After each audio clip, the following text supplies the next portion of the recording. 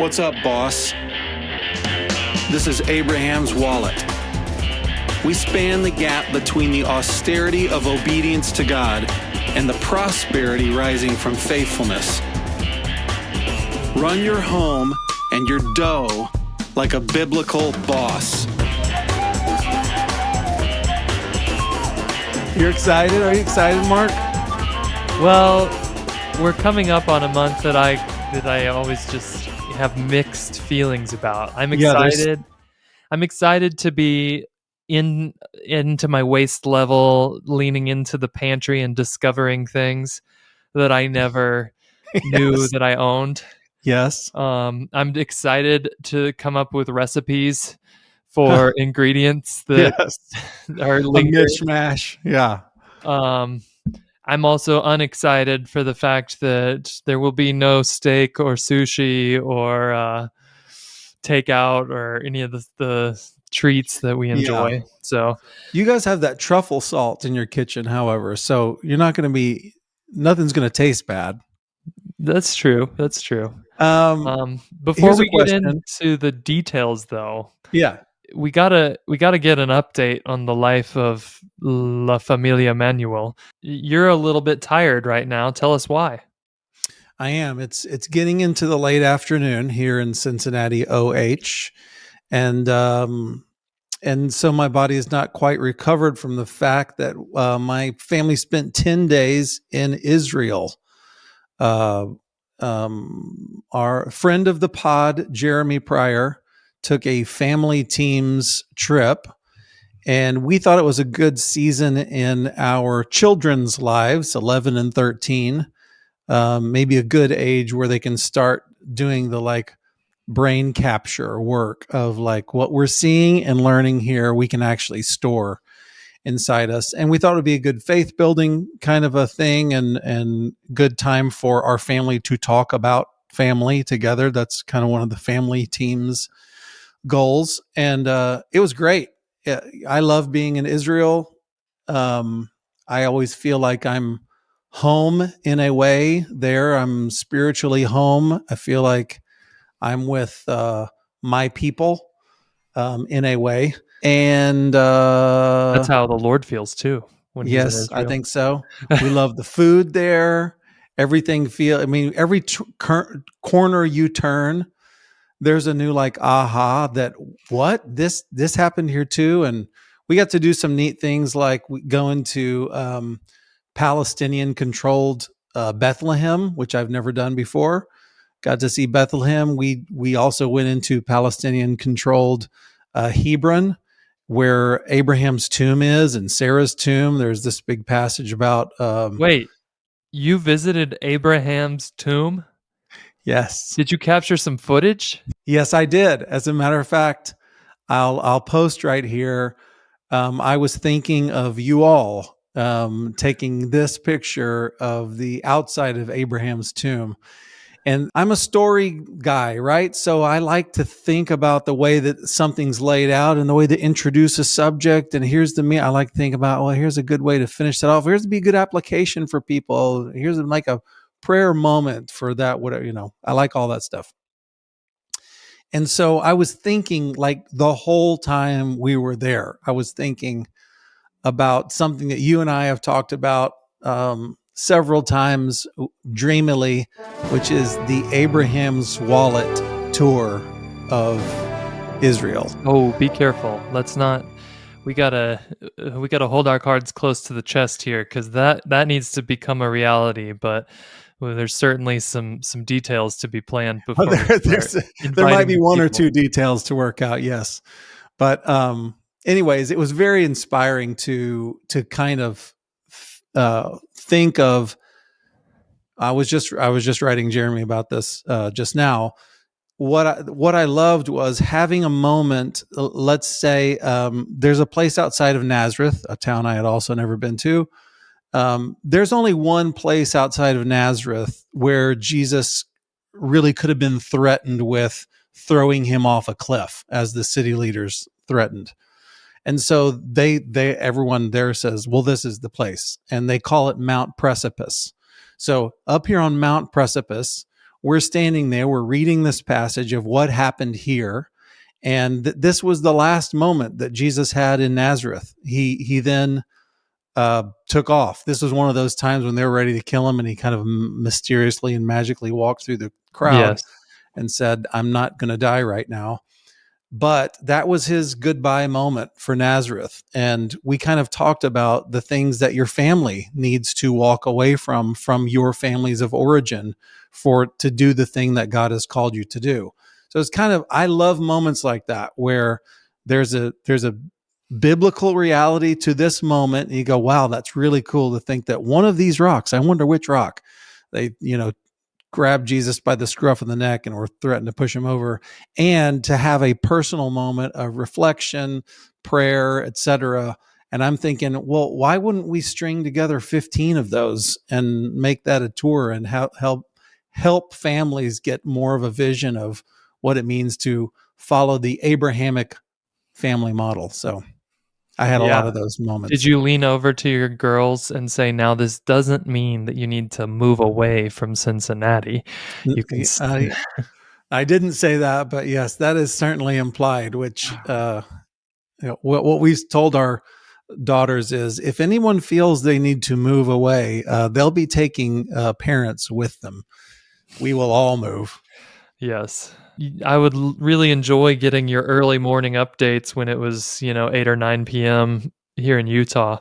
And you got to hang out at Simon the Tanner's house. Yes. You got to see where Jonah was before he went to Nineveh. Yes. Joppa. All these cool things. I know. It is so cool. I just kept looking at everybody wide-eyed going, that was here. That's this place. This is amazing. Yeah. I mean, something so common that, if you've been there many times, or people that live in Jerusalem, they don't think anything of it. But the walls around the old city, they've dug down and found what they call the city of David. That is, when he founded Jerusalem, it's not the city walls that we know of now, but they've dug down and found the city of Jerusalem. And to think of, him saying in the Psalms that he's walking the walls of the city in prayer, walking around these walls praying. And you can go do that. You can go up to, I think it is Jaffa Gate. You can walk up on these ramparts and start walking around the city and thinking this is incredible. You know what? I don't mean to bore everybody, but can I tell you my favorite location in all of Israel? Yes.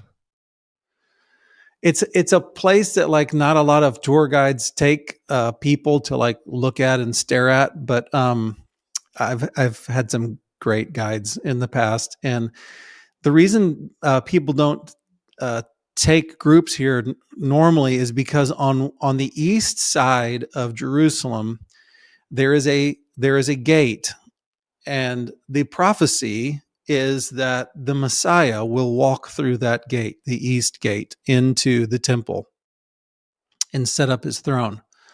So the Muslims, their reaction to this prophecy was they have walled up that entire gate. They have put stones and mortar and completely sealed up the gate. You can see the outline of the arches, but it's just wall and nobody goes through it, obviously. And I love seeing that thing because it is so exciting to me to think of. It is directly across the Kidron Valley from the Mount of Olives, where we know that Jesus will come down, and there's going to be an earthquake. There's going to be a lot of crazy stuff that the prophets describe happening at this time. So we don't know whether he'll be walking over a valley, whether there'll be a bridge there or what. But Mark, he's going through that gate. And it doesn't matter how many stones, how many layers of titanium, like the Kool-Aid man, how much mortar they put there. He's going through that gate. And it's so exciting to me to look at it and kind of go, this is passed over. It's unusable right now. And he won't be stopped because some group of men said, we won't have it. I love that. That's awesome. Well, I'm not sure anything on the level of your least exciting and interesting experience happened to me while you were gone. We didn't have even my most exciting moment probably didn't rival your ordinary while you were in Israel, but that's fun to hear. Yeah, it was so great. Someday we will be taking people there. I do feel the need to share one thing with the audience. Yes. You know that I'm prone to picking up a hobby here or there, right? I know that, of course. So I was in New York with my wife. We were doing some annual summiting, and we were walking around in this like vintage stuff store, and there was a drum set. And I said to her, I've always wanted to play the drums. And she goes, "What?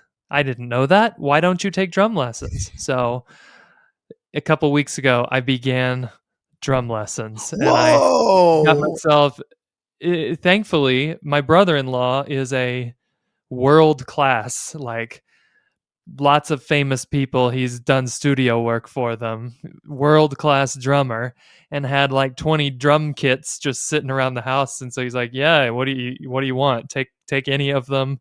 Here's everything you need." And so I'll tell you what, it is humbling to just sit there and be like tap boom, and then you mess it up after like 3 times. But where are you taking lessons? Joe's teaching me. Oh, Rolo. and does he know how to teach someone? Yes, he's done he's done a really good job, and my daughter, my oldest, has sat in the corner, and that's also frustrating because I'll practice for 30 minutes and then she'll sit down and just do exactly what he showed us on the first try. But yeah, he's so far, it doesn't take a lot to teach me something. So will I need a new teacher at some point? Maybe. I think Joe's only struggle is flying off into the, you just start with this and it's really, and then you just add that, and then the next thing you know, it's like full whiplash. Where come back, Joe. Come back, Joe.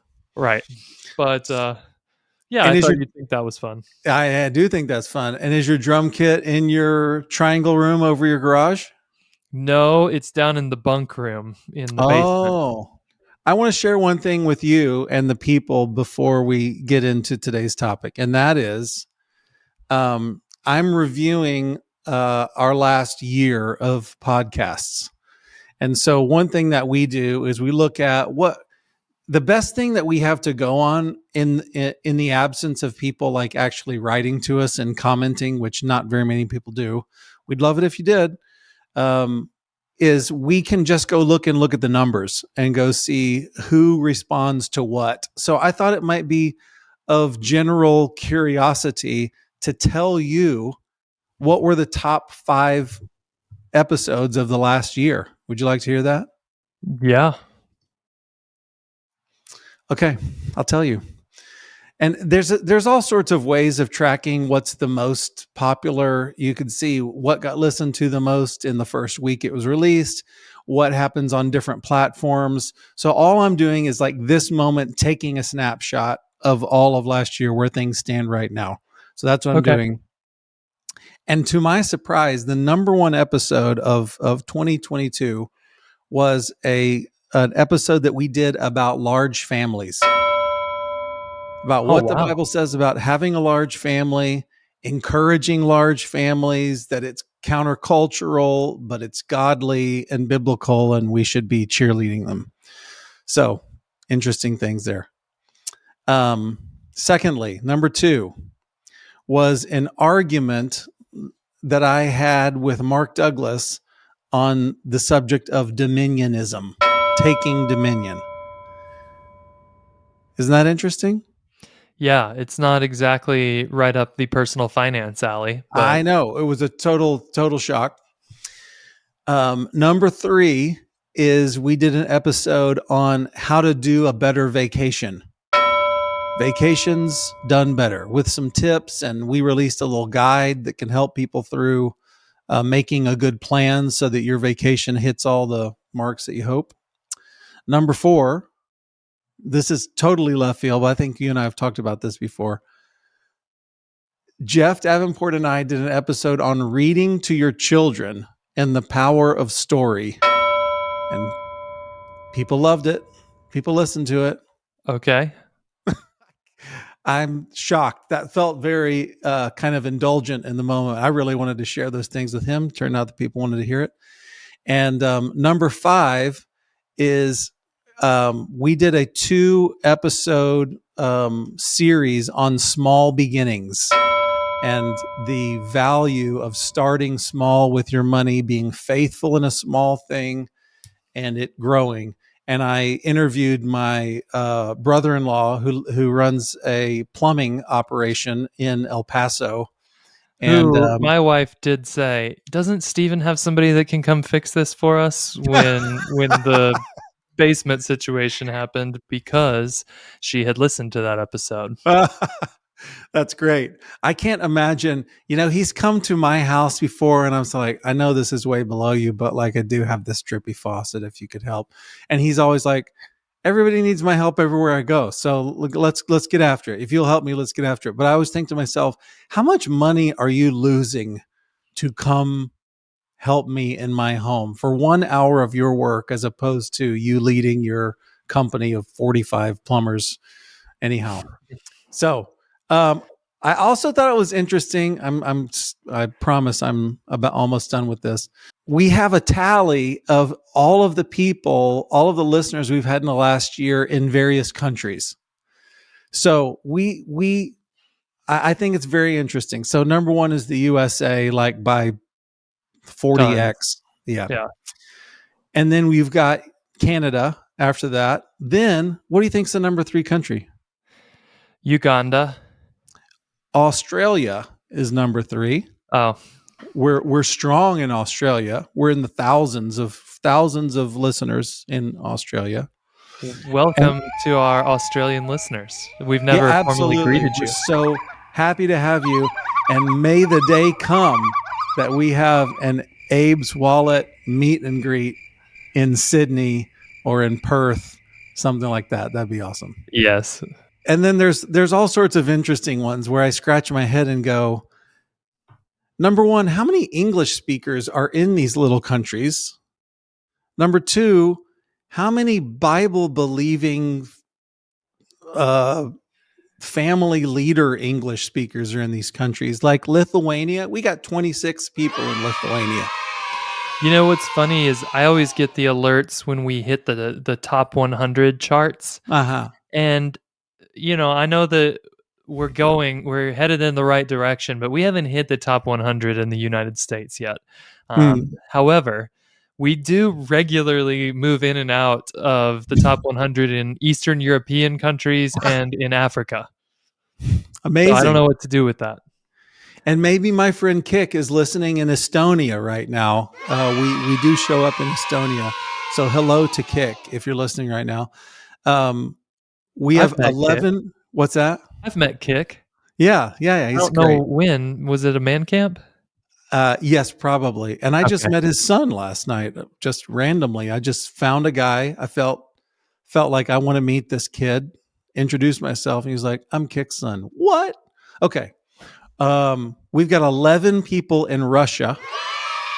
And then we have a whole bunch of countries where we have one person. And so I'm going to shout out our one listener in Indonesia right now.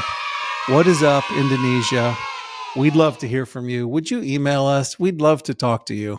But those people who are like alone in a country listening to us, I don't know how you found us. We're very happy that you did. It's very fun. All right. Yeah. Today we are here, as we referenced at the beginning in our pantry rummaging opener. We are here to talk about getting ready for LoDo Feb. And I'm just going to really quickly recap what LoDo Feb is. It started as a practice that was espoused at the mega church that you were sort of tangentially affiliated with for a while. And they encouraged you, I believe, to spend as little money as possible. I think there was a big push to eat beans and rice once a week, right? For 1 week. For 1 week. Eat beans and rice and then tally up how much money you saved. And we can put that towards generosity. Right. And we picked up on this and we said that sounds like a good idea for a podcast focused on running your dough like a biblical boss. We said it would be helpful, we think, to us and to our crew to take 1 month out of the year and just see how tightly we can suck the belt in and batten down the financial hatches to see what's the least amount we can spend in a month. And at the end of that month, we have this pile of money that can be used for a whole bunch of things. But one of the things that our family really likes to do at the end of LoDo Feb is come together and ask the Lord, what opportunities do you have for us to bless others with this money? And it really is this fantastic time to put your money behind your family vision. And even with really young kids, as young as 2, they can get their hands around, well, we have some money and this is something I've seen as a need. Could we do that? Because it sounds like something a parent would do based on our vision. And but that's not the only benefit. Generosity is great. It also helps you in your financial just planning, is to know what would it look like if I had zero income? How tightly could I run my household? And you may think you know the answer to that, but LoDoFeb just gives you a chance to test drive it. Like, could we live on $500 a month for groceries? I don't know. Let's try. So I think there's multiple benefits to this, and that's what it is. Back in the olden days, we had like a sign up and we got everybody together and tried to tally how much Abraham's wallet had saved. These days, it has grown to the point where that might be unwieldy because we don't have a full-time administrator at the moment for Abe's wallet. So what we do instead is just encourage participation. And it's kind of an unspoken rule of LoDoFeb that you're trying to set a PR every year for a minimum. And that gets us to today's episode, because I don't know if you've noticed, but there's been some inflation since last time we did this. Yeah. And the hoop just went to 11 feet. So dunking on it this year is going to be a little harder. That's true. Than in years past. Yeah. The most exciting thing is usually the delta between what you normally spend and what the savings are. And that delta might be much smaller this year. I'd like to throw in something. Okay. So we just did an episode on gambling. And have you heard has anybody talked to you about that episode? There's been a little bit of talk on the Volley channel. Most of the talk on the Volley channel was about inquiring about the health and well-being of the hamster. But tell us how that went real quick. Well, this is probably as much of a reason to join our Volley channel as anything. But I actually reached out last night to the owners of Gideon the hamster, and they are still delighted. He is a master carpenter, and so he has built a very ornate habitat for the hamster. Awesome. The hamster is getting fresh vegetables daily to supplement his dry food. I think it's actually a she, we decided, but I told you that you'd find a lover in the group. That's great. It was the first pet for this family, so small children were delighted. Heartwarming. And I found it on Craigslist for $20, so I didn't even have to violate the rules. That's wonderful. What a wonderful story. With a cage and food and everything. Okay, well, we did the episode on gambling. For me personally, I have heard a lot of feedback and chatter. People who were so pleased to hear that, not because we're surrounded by degenerate gamblers, but because it helps to establish some walls, some tracks to run on. And people felt particularly kind of affirmed and inspired about the whole subject of faithfulness long-term, kind of modesty as opposed to being greedy and going for everything at one time. And for me, that's what LoDo is we here at Abraham's Wallet, we believe in prosperity. We believe that faithfulness leads to wealth. We think that's God's intention, certainly over multiple generations, maybe not in 5 years, but definitely over generations. We've written a lot about that subject. And if you arrive at wealth, if you're experiencing any level, as almost all Americans are, of luxury where there's extra money, if you're living inside your means and there's extra money, we're not used to even people who we would consider middle class or lower middle class here. Just the standard pleasures and luxuries in life, they actually build up a spiritual callous to us. We become slow just by small indulgences in our life. I'm going to throw out two. I promise I'm not going to preach a sermon. Throw out two verses. Do you know what's next after this famous verse, Philippians 4:4? Rejoice in the Lord always, and I say it again, rejoice. Do you know what's right after that? No. I bet nobody does. I say it again, rejoice. Let your moderation be known to all men. Moderation. If you looked at moderation scripturally, you'd find it in a lot of places. Here's one translation of Galatians 5. But the fruit of the Spirit is love, joy, peace. Now let's just think about how LoDoFeb could hit all of these things. It's kind of amazing. Peace, that is, I'm going to be satisfied with what I've got.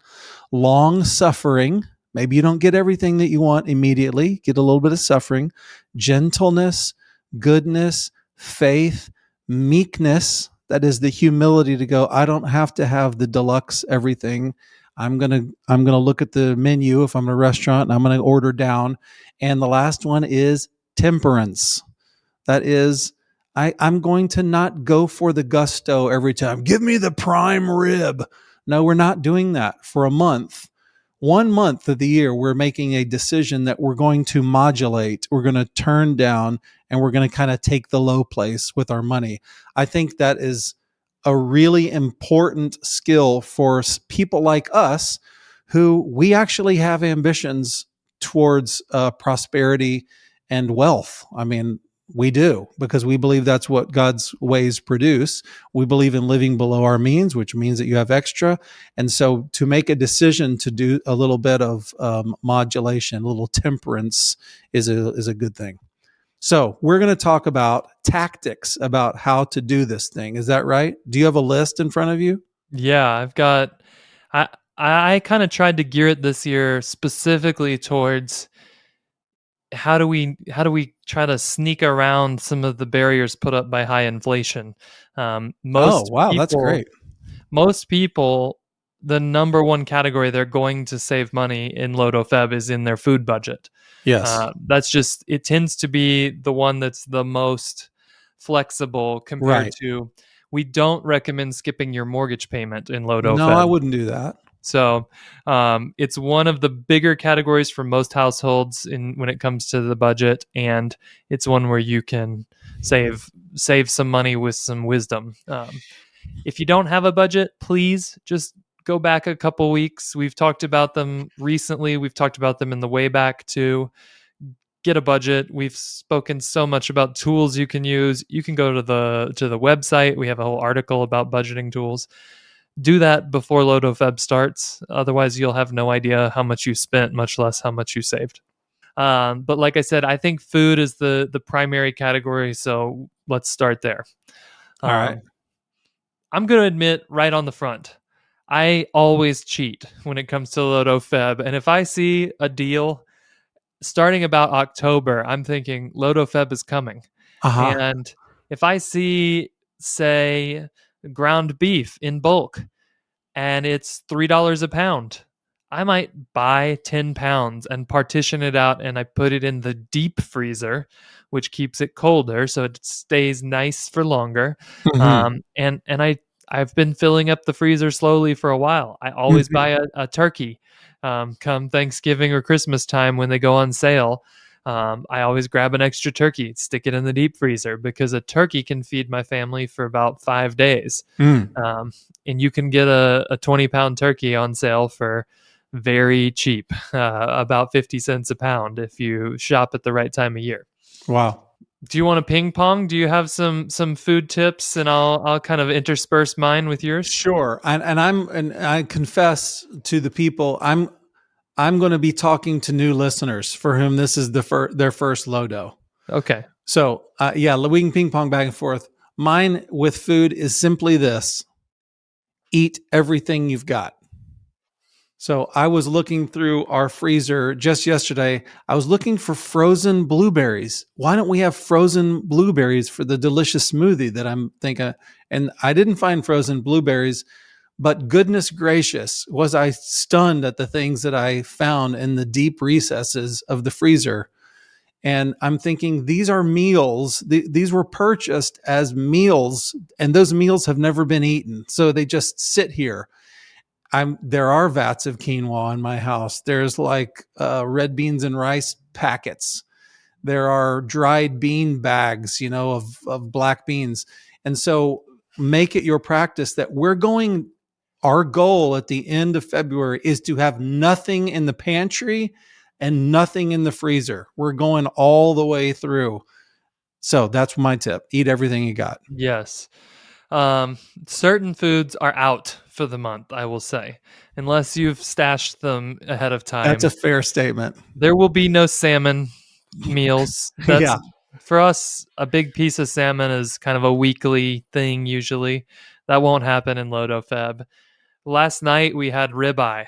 That won't be happening in LoDoFeb. Oh, eat up, children. So, you can kind of guess what's out. I'd say any of the pleasure-only foods, like things that don't give me nutrition. I was just at a deli just now, and they had these. Are you familiar with the Negroni cocktail? It's kind of a fancy Italian cocktail. Well, they had one that was like, it had no alcohol in it. And I thought, that looks interesting. I wonder if it's good. And that type of thing is a zero chance in LoDoFeb. So cocktails in general, I think we could say. Yeah, that's fair. So coffee is a place where I find that people spend a fair bit of money if they're into it. I might not be the right person to give you your coffee tips because I have to confess, I think you'll enjoy this, Steven, but for the last year now, I've been having my coffee out of one of those giant metal cans. So that's you mean that's the coffee that you're drinking? Yeah, but if you're like a $20 a pound coffee snob, it might be good for your soul to drink some Folgers for a month. I don't know. That might seem like it's anathema to you, but I sometimes get joy out of going way down market on stuff that I would normally splurge on. Yeah. We also have a metal can of chock full of nuts right now that's used whenever coffee is demanded in my house, which isn't often. Can I now jump in and interrupt you? Because I've got a great dovetail to what you just said. Dovetail, please. Okay. So if I can add on to the like cocktail and fancy coffees thing, just stop treating yourself for the month. Don't treat yourself. Don't say after dinner tonight or after we go to the park, we're going to ice cream. Don't do that. Don't go to ice cream. Don't get frozen yogurt as a family. Don't get checkout snacks. You go like, oh, that looks good. I kind of like a Twix bar. I feel like a Twix bar. Nope. Don't treat yourself this month. And it is a kind of fast, by the way. This is a kind of fast. And as sure as you say no to your flesh in any way, your flesh is going to start screaming at you about how this is stupid. I don't need this. This isn't a discipline that I require. I deserve this. I work hard. I can have a little Reese's peanut butter cup on the way out of the grocery store. And I'm telling you, it's going to be good for your soul if you say no to your flesh and hold your breath, as it were, for a month and just say, we're not treating ourselves, that we're not doing that this month. And on that note, there's not such a thing as an expense that's small enough to not matter in LoDoFeb. Thinking about the Twix bar or a piece of hard candy at the checkout line, and you say, well, it's 40 cents. Who cares? Just it's as much about the discipline as it is about the dollars. Totally agree. I wanted to tack on to my cheap coffee idea. I was buying shampoo the other day, And this is one of the benefits of LoDoFebs is sometimes, as was the case with me and my coffee a year ago, I bought the metal can and I went, my life is no worse with the cheap option. So I just stuck with it. I was buying some shampoo and I noticed they have all the stuff that's targeted at men. They have the Old Spice. Oh, It's like sure. $12 a bottle. And they have the Cincinnati, Ohio. yes. Old Spice. Yeah, so you might have to buy P&G products if you're trying to support your hometown in Cincinnati. No, we don't have to. But then I saw I had grabbed one that I thought smelled good, and it was $10 or something. And then I saw at the bottom of the shelf they had VO2 in shampoo scent, and it was $1.49. And man, it's the best shampoo I've used in a long time. So I don't know. That's delightful. I can report to the people that when it comes to both shampoos and soaps, I have friends who are engineers at P&G, and they put their arm around me and they say, it's all the same stuff. They're like, one just has different scents, different fragrances, and different packaging. That's it. They're like, all the soap is the same. It's all just soap. So FYI. That's interesting. What do you think? Let's talk about the inflation thing for a second. What do you think has, at the grocery store specifically, gone up the most in the past year? Well, I can tell you what gets the headlines. It's those eggs. It's those eggs. So as of the latest data I saw, it was over 60% increase in a year in the price of eggs. Now, this isn't just because of sort of general inflation. There's some sort of bird flu thing causing it that I wasn't interested in enough to research. But I think that one thing that I have found, I don't know why, and some people will find this disgusting, but the cartons of egg white have not gone up in price at the same rate as eggs. And so I just finished a Costco 6-pack of egg white cartons, which I've bought in the past. And my wife said, why are you buying these? You always use like 2 and throw 4 of them away before you're done. I got them all done. You do need to maybe pair the egg whites with one of the jars of the flame torched green chili peppers to mix in there to add a little flavor. Maybe a little of that truffle salt.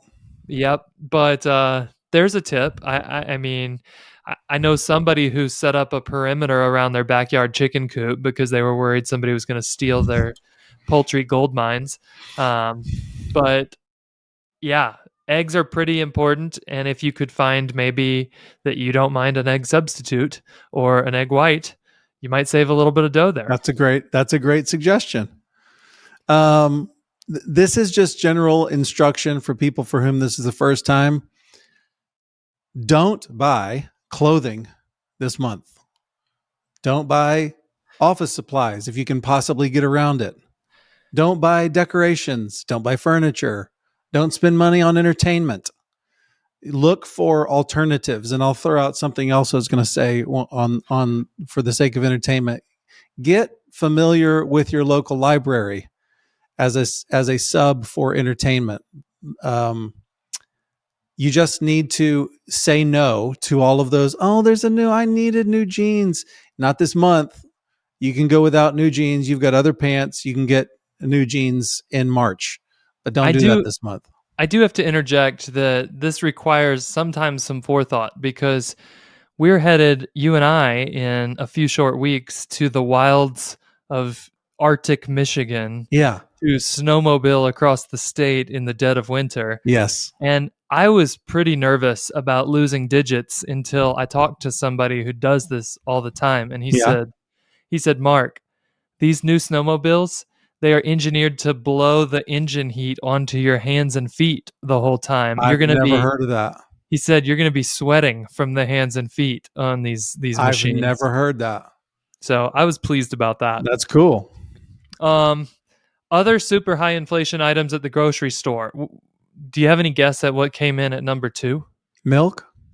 Nope. Meat? Margarine and butter. I did not know that. Do you remember margarine? Like, Grandma, pass me the country crock, please. I do. I remember hearing about that. It's fallen out of vogue.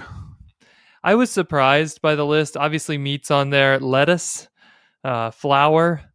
And then one of the categories I saw that was up at the top 10 was other dairy products excluding milk, cheese, and ice cream.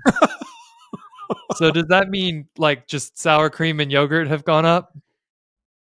I suppose so. I don't know why they couldn't have just named those products. It would have been shorter than saying what it wasn't.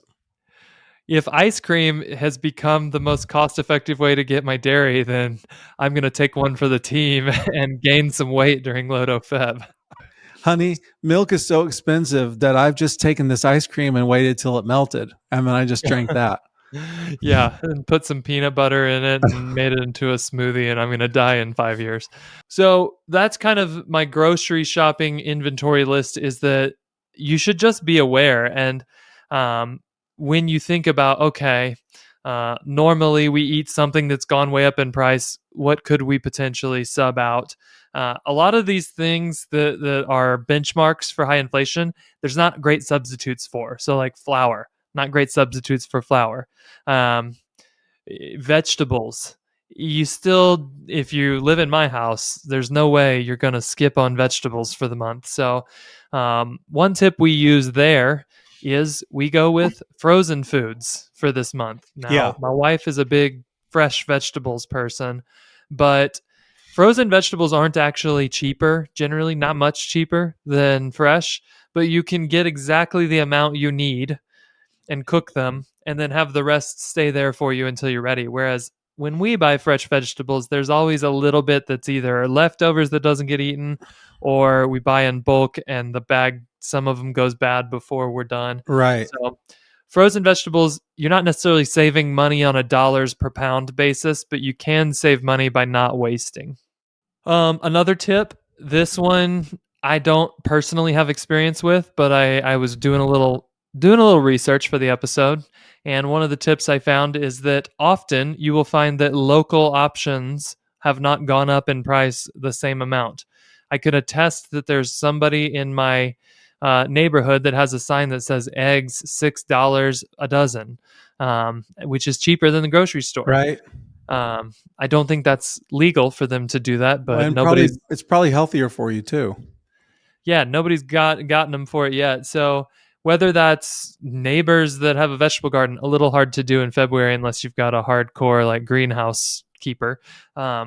But farm shares, you can call farmers directly and ask them, hey, I would like to buy meat and split it with some friends. These aren't always cheaper. Sometimes they're more expensive, but sometimes they haven't gone up as much. And at very least, you might get higher quality for the same price. Nice. This isn't in the food category, but it's a savings deal. Sounds obvious maybe, but combined car trips so that you're not running out to get one thing. Try to do things, try to drive around town efficiently, try to only go out when you're going to do 2 or 3 different things, and don't just take unnecessary trips, because gas has been a victim of inflation, kind of like those eggs. That's true. I think I should have said this at the very beginning, but this is more of just a tip. When you're starting off this month, you said, hey, we eat all the way through everything, but I found it very helpful to take a full inventory at the start of the month. That's a good tip. So I think I posted a picture a long time ago of our entire pantry on our countertop because I wanted to see it all and categorize it. I like it. So I did that pretty recently, and there was a giant bag of barley in there, and I thought, okay, I can find a way to do something with that. There was an unopened bag, to your joke, of I think it was 2.5 pounds of quinoa. Yeah. So that's a protein-rich grain that we'll be enjoying. And then once you have an inventory, I think meal planning is really important for this month. So okay. You don't want to let the fact that you have a $1.75 worth of barley cause you to go to the grocery store and spend $25 on other ingredients to make a delicious barley soup. True that enough. Would be unwise. But sometimes you can say, well, I could put these 5 things together and then I only need $2 of stuff from the store to make this a meal. So meal planning, you must do. You're exciting me. When you mentioned barley, I think of the delicious soups that I make with barley. What do Like you a know what you're cream and mushroom. Oh my goodness. Yeah. I always like to have a little kale in my barley soup, or I wouldn't mind some chicken, some smoked chicken in that barley soup. We do a sausage, kale, mushroom, white bean, everything soup, and it's delicious. That is a But great soup.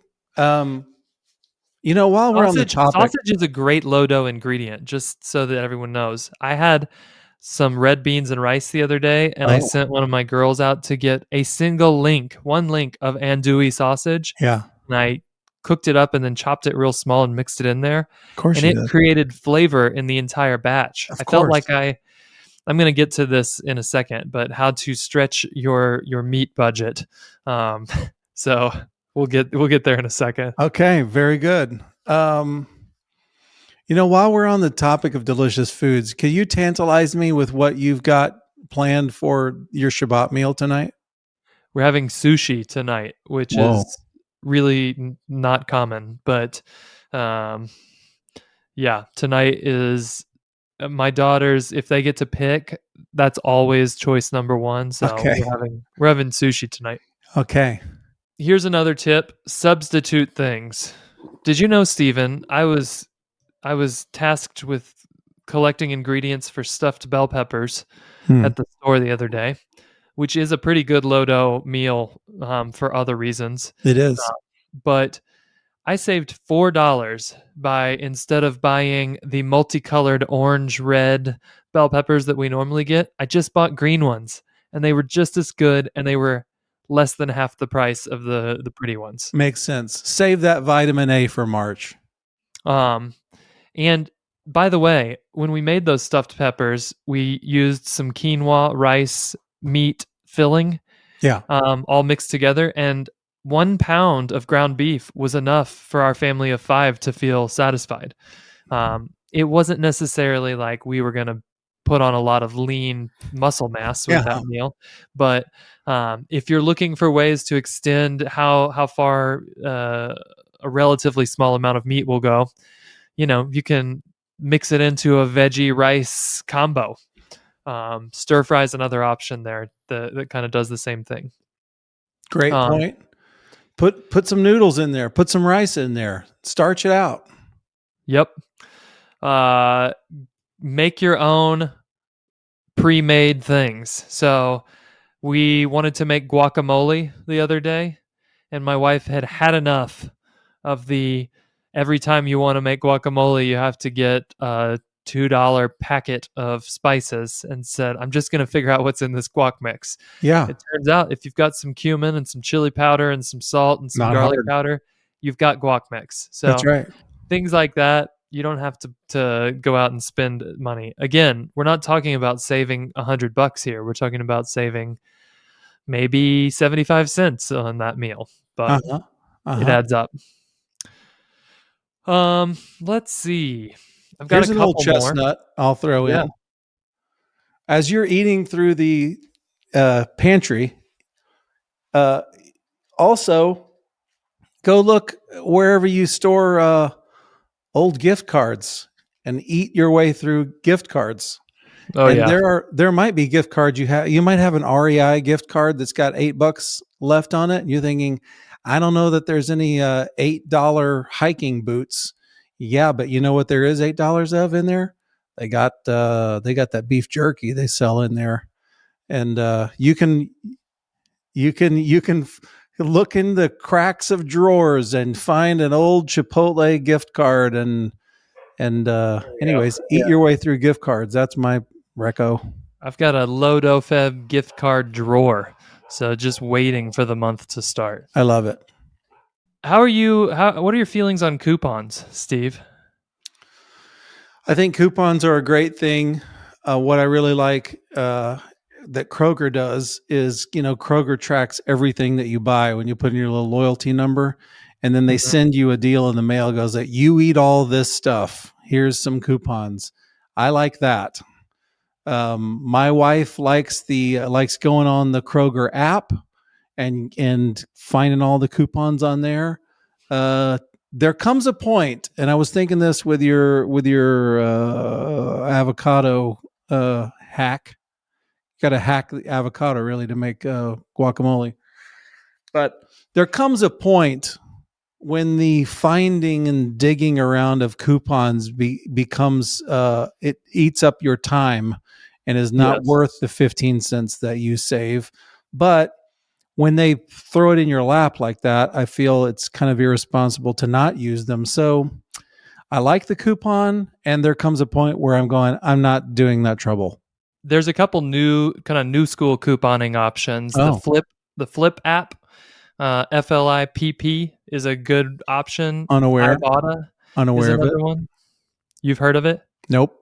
Oh, have you heard of iBotta? Nope. IBOTTA? Nope. There's a couple apps out there that can save you quite a bit on groceries specifically. So you don't have to do the clipping, and they're a little bit, when you're standing in line waiting to use your Chipotle gift card, you might want to clip some coupons that you're going to use for the store. All right. The last thing I wrote down on the food front, and really that's the majority of what I've got here, but was just consider February the return of the canned good. So there's cans of stuff in my pantry that I will be using. Sure. Beans are the most likely item, although I do have like a 30-pound bag of pintos that I bought back when we weren't sure if we were all going to have to, bury ourselves to evade the virus in 2020 sure. or something. Any tuna cans in there? There's some tuna cans. Yeah. You can go real Midwestern and casserole yourself something. I wouldn't do that, but I do like a tuna salad with crackers sometimes. Yeah, I mean, avocados are not a very LoDo friendly item, but I do love me an avocado, tuna, and mustard mix that's kind of a really delicious tuna salad. I've never heard of that, but it sounds great. And then that's kind of what I've got on food. We touched on it a bit, but meat is usually expensive. Yeah. I'm gonna brag and say I made one of the best meals I've ever made for my family the other day. Good for you. It was a sag paneer, which was really cheap to make. It did take me 2.5 hours of chopping spices and cooking, but wow, it was good, and I think it fed a large What kind of group. cheese is in a sag paneer? Well, I've never known that. It was paneer, which just means cheese, I think, in Hindi. Where do you find Indian paneer? They had it at Costco in packages. Although when I got online to figure out how to make a sag, all the sites also had simple instructions to make your own paneer in no time at all. What? So I did not try that. I bought my paneer, but so you can. Here's the miraculous thing about paneer. So you can cube this cheese up. You put it in your dish, and it doesn't melt. Is that right? Yeah, you can even. Part of the recipe, you brown it on all sides, so it's really a delicious meal. And the sag is like a spinach and spices and ginger and cumin and turmeric and all this delicious stuff. And do we make a jasmine rice? Is it a basmati rice? What are you supposed to do there? I think if you're really going for as authentic as possible, you'd probably go basmati rice. I used the 30-pound rice bag that stays in our pantry. And is there a rice recipe? Do you put cardamom in the rice, or just white rice? Okay, you're now making me feel less like a hero about my sag because I just made rice. I'm just wondering what you said. It was delicious, so I want a step by step. So it sounds like the rice was really easy. Just make white rice. You make this wonderful spinachy thing.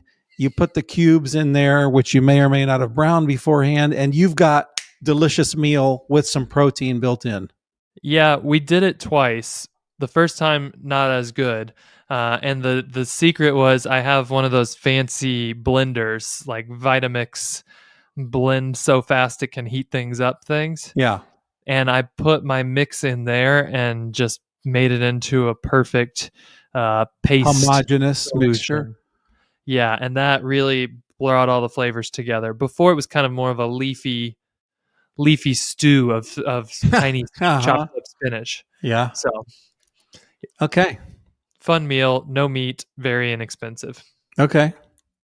All right, let's bring it home with anything we have that's not food related. Okay. I got one more food thing. Okay. If this is a Talk month, about one more food thing. if this is a month of discipline and a month of modulating and saying no to self, here's a crazy idea. Mix in some fasting into your month. Nothing will make all of the food that you eat more enjoyable and delicious than a little fasting. If you fast, you'll pass by the fridge and go, you know what's delicious? A pickle. I mean, you'll just think any food is wonderful, and you can get off your high horse because you're used to ordering everything that you want to have and your favorite foods all the time. Just do one day of fasting. That might be a nice entree into LoDo Feb. Is on Feb 1. You might fast, and then come Feb 2. If you're eating oatmeal for 2 meals of that day, you'll be like, "Hey man, oatmeal's great. Don't get me complaining." So that's a great way to kind of reset your flesh expectations. So I suggest fasting. Yeah, that we should have really mentioned that at the front end, because there is no better way to save money on food than Don't not eat it. eating any food. Good point. The last two I've got, I mean, utilities have gone up quite a lot in price. So I am currently enjoying the cool breezes of 65-degree internal temperature in my house. Wow. And that's why I'm wearing this lovely sweater. I keep it cooler. And I just got my energy report the other day from the power company, and they said, you are more efficient than like 97% of your neighbors, which made me feel great. That's great. And the last one, you kind of already mentioned this, but entertain your family for free, or use things you've already paid for. So we live in Utah. We live right by the ski mountains. We've already paid for our ski passes. There's no chance we're going to the trampoline park or to the movies in February. It's skiing or nothing. So we'll be using stuff we've already paid for. And when we go skiing, we will not be buying burgers at the... No, you won't be buying the $18 Lodge burgers. No, although they're delicious. We will be bringing our bagel sandwiches and Dad's pocket full of almonds if you complain when you're on the lift. So things like that. I think your idea of the library is great. Did you know that you can cancel subscription services like Netflix or Spotify? I did not. They will let you just start again whenever you want. It turns out that they are not going to say no if you say, I've changed my mind, I'd like to come back. So they will take your money if you have stopped. They'll let you start over. Unless they fill up during February, then I think that you're welcome back if you decide to come back. That's a great point. You know, the fact is we are drowning in entertainment options. Most people have more DVDs and saved movies on their hard drives of their TV smart things than they can ever work their way through. And it might be a good idea to turn down the volume on all of your entertainment options for one franking month and just go, I think we can go without for one. And you're not even going without. You're just minimizing your endless options. Might be a good move for you. Yeah. And, you know, if you're really bored, you can come on over to the Parrott house and I'll play some drums for you. Beautiful. I've got my little practice pad here too. Oh, right man, under the standing desk. You're reminding me of all the 8th graders that used to walk around. They had one of those in their backpacks and they're getting by. You'll be rolling drum snares anytime now. We'll see. I'm not sure. Maybe I can make a guest appearance someday on a Steven Manuel track. Oh boy, that's something to shoot for. Dreams, have dreams. All right. Well, those are some tips for LoDo Feb, and we'll see you on the other side when, as of this airing, let's see, there'll be like a week left. So you can get your ducks in a row and start inventorying your pantry and go find all the gift cards and get ready to rock it with us during LoDo Feb. So thanks for your time, everybody, and I guess we'll see you next week. Yep. Until then. All right.